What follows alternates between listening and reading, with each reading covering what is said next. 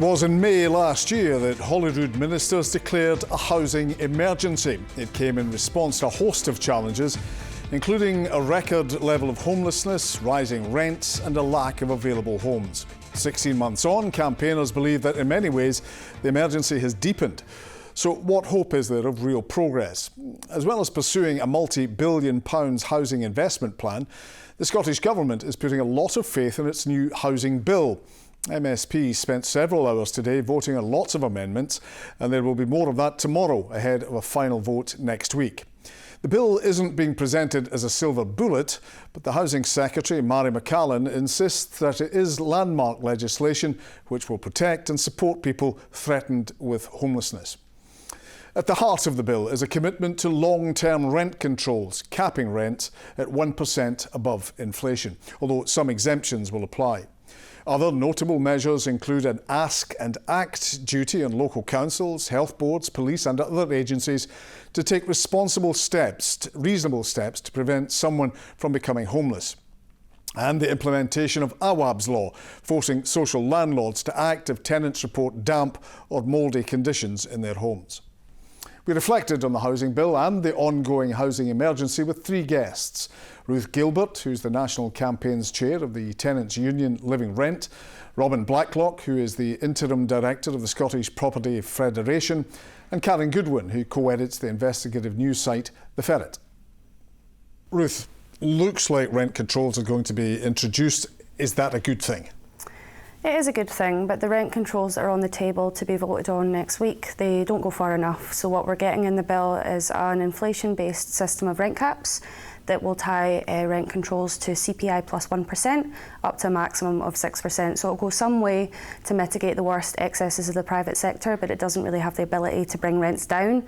And rents have been spiralling out of control for the past 15 years, well over the rate of inflation. So we'll be continuing to push for rent controls that can truly bring rents down, and also universal rent controls that apply to all tenures, because there have been some exemptions proposed through stage 3 in Parliament this week. So that's the mid-market properties and the buy-to-rent properties. Yeah. Mairi McAllan, the Housing Minister, she would say she's having to strike a balance between the rent controls and incentivising builders. So what would you say to that?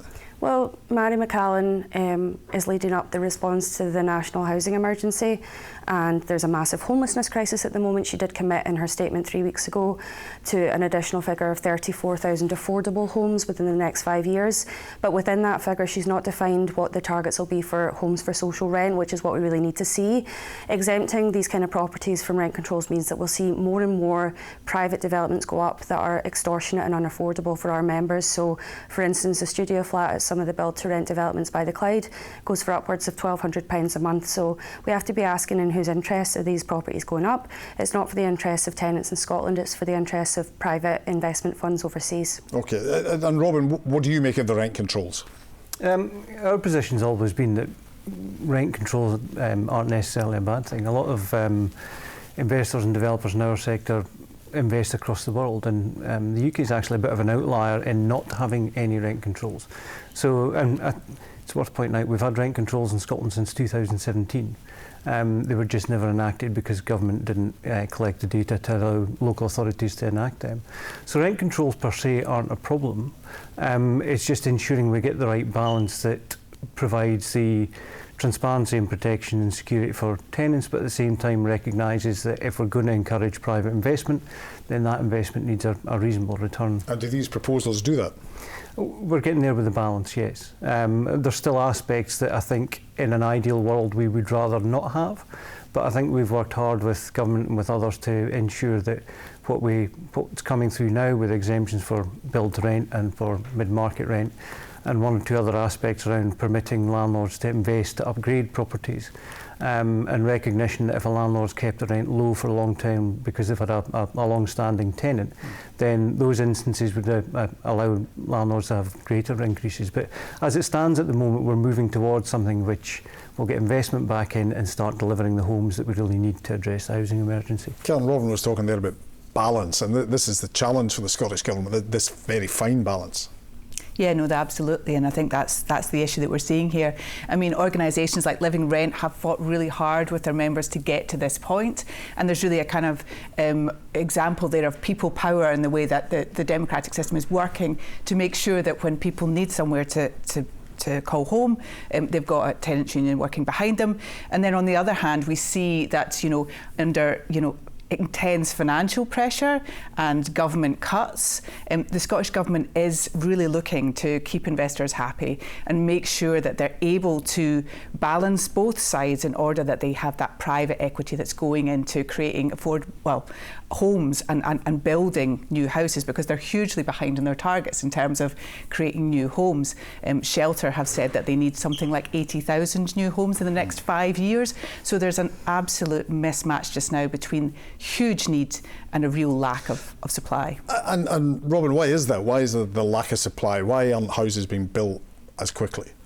There's a whole myriad of issues. The housing bill has frustrated. Scottish Property Federation's research with RETI showed that over £3 billion was frustrated at the start of the rent freeze and the subsequent rent control that's come. So over 3 years, that's 17,000 homes that could have been delivered that's not been delivered. So this bill has brought uncertainty to the market, which has stalled investment. I think there's issues around planning, there's issues around development viability, certainly in urban centres. There's issues around taxation and regulation, all of which is burdening development and making it more and more difficult. And we need a bit of a reset to try and encourage investment in to get the homes that we really need across all tenures and all sectors. And Ruth, it's not just the actual building, it's the type of houses being built. Yeah, absolutely. You can't just supply your way out of a housing emergency. It's about the kind of housing you're building and for who. So if we continue to see these expensive luxury developments go up in our major urban centres that people can't fundamentally afford to live in, that's not going to solve homelessness. That's not going to help to bring rents down.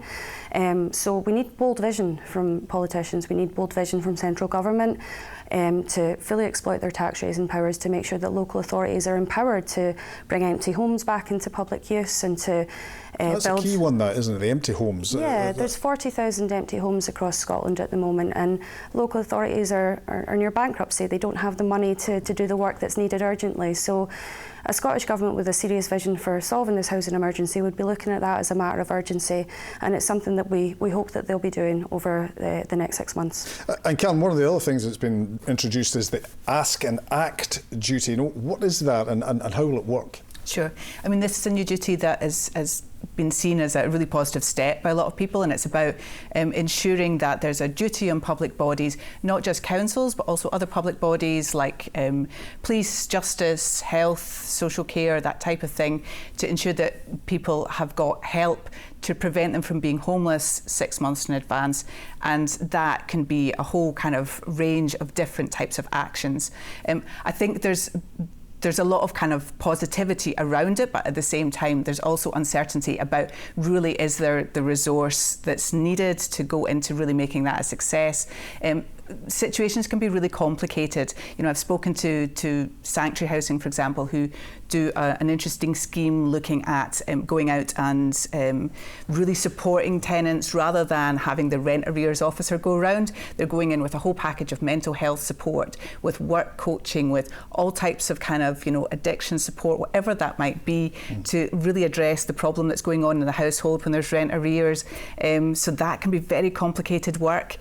What exactly is that going to look like? I think there's a lot of questions around it, and people are really looking for the detail. So yes, it's really important that we get this gold standard, as Mairi McAllan was talking about, of housing prevention duty in there, but we still need to make sure that actually happens on the ground. And while Scotland's got some brilliant housing legislation, we know that there's huge breaches of that, and that people are still sleeping rough the night before that they claim housing, they make a housing application, for example, which is meant to be against Scottish law. So yeah, what we see going in as legislation and what we see actually happening for people on the ground is a really important thing too. And very briefly, there's another element, the AWAB's law, which is to protect tenants. So what does that do? What's that about? So AWAB was a 2-year-old who died in Rochdale of serious respiratory condition after being exposed to black mould in his rented home. And we know that there's some terrible conditions still in housing stock across Scotland. And Living Rent have been one of the organisations campaigning to raise those housing standards for people. We know that often it can be quite difficult to get those housing repairs done, particularly by private landlords, and when people take, even when they go down the tribunal route, that can be very difficult to have, you're representing yourself. Often people are not finding, even at that very critical stage, in your favour. So this is a kind of attempt to sort of change that situation and close that loophole, so that when people have really severe health affecting conditions like black mould, then that's sorted and repaired, and should help. And Ruth, you were nodding along to a lot of that. That's something you support. Yeah, absolutely. I mean, the state of housing quality in Scotland is something else. We've got 50% of all housing stock in Scotland in disrepair to a critical element, and we know that. Well, why is that? It hasn't been maintained. We've had mass sell-off of our public housing stock. We've had a lot of rogue landlords that haven't maintained their property, and there's also not been an incentive for landlords to upkeep their properties. So what we see with our members every week is people living in really poor quality accommodation with very little means to challenge that. And a failure of this bill is not to clearly tie rent controls to quality, because we don't want to see landlords that are not enacting basic repairs able to increase the rent. And Robin, for the last 16 months we've been told when the housing emergency, the Scottish Government has declared a housing emergency. How will we know when we're through that? That's a very good question. I mean, I think the challenges that we've got are multifaceted and they're across all sectors. We are where we are because of a continued failure to address the issues. I think we've seen from government in recent times, both through a Housing Investment Task Force report in the spring and more recently the government's response to tackling the housing emergency, that they're starting to take things on the front foot. I think we're at a point now where we realise the extent of the challenge. I think there's a switch in narrative from government which is welcome, which sees that private investment has an important role to play in this. And I think we're at a point now where we are starting to roll up our sleeves. We're not stuck in yet, and that's where we need the action is critical. And over the next 6-12 months, the start of the new government, we need to see tangible action to really see an uptick in delivery of homes. But how would you assess it, Ruth, just very finally? What we need to see, and this is clear as day, is a good supply of good quality social housing for social rent. Mid-market rent and build-to-rent properties are not affordable for those on the lowest incomes, so the definition around affordable housing is really woolly. Mairi McAllan has used it to declare that she's going to build 34,000 new affordable homes within the next 5 years. Okay. Shelter is saying that figure needs to be doubled, but within that figure she's not defined how many will be for social rent, so we need to see a serious commitment from her on that front. And homes across all tenures. Okay, well thank you all for joining us tonight. Thank you.